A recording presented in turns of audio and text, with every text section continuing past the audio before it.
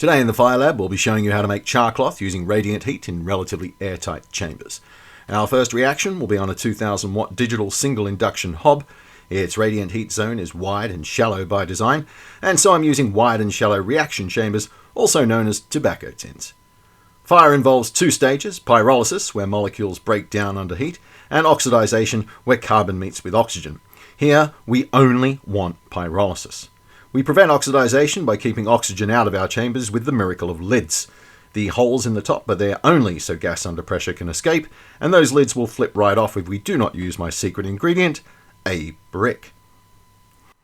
Today we can tell exactly when I've switched my hob on and gone past the point of no return, because that's exactly when it starts to rain. But the real indicator of success is white smoke pouring out of those holes, and you will note, out of any other opening it can find. This is why we use the term relatively airtight chambers today. Some oxygen may get in and some solid carbon may escape suspended in the smoke you see here, but for the most part everything in our wood and cotton samples that is not carbon is going up and out of the tin or making a messy resin mess at the rim of any opening.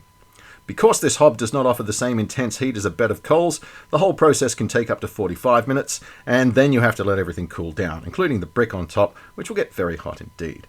But by the time the brick is cool enough to touch, the tins are ready to open, and what you should see is charcoal more or less in the same shape as the wooden or cotton objects that we put in the chambers. If you see any colour other than black, or if you open the tin and the contents smell acrid like burnt toast or worse, then the organic molecules have not finished breaking down, and the evidence is right there under your nose.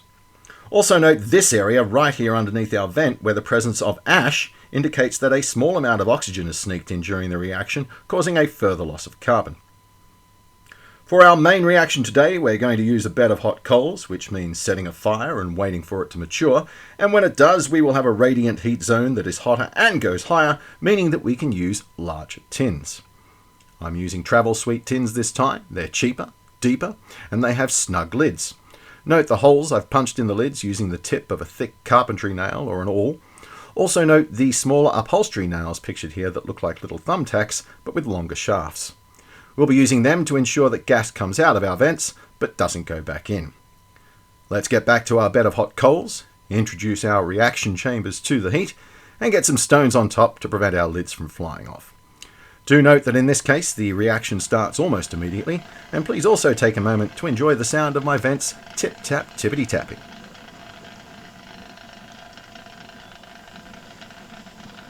"15 minutes later, the reaction appears to have completed, but rather than waiting for the coals to cool down, we'll use tongs to remove our chambers from the heat. Once the tins are cool enough to handle, it's time to take the lids off and inspect our work. You may note that if gas and resin have been forced out of the sides, then the tops may be a little bit sticky. Inside, you'll see we've arrived at the same result, only faster, and because we've taken the precaution of adding a one-way vent cover that lets gas out but not in, we've prevented oxygen from creeping in and have no ash under our vents and no wasted carbon.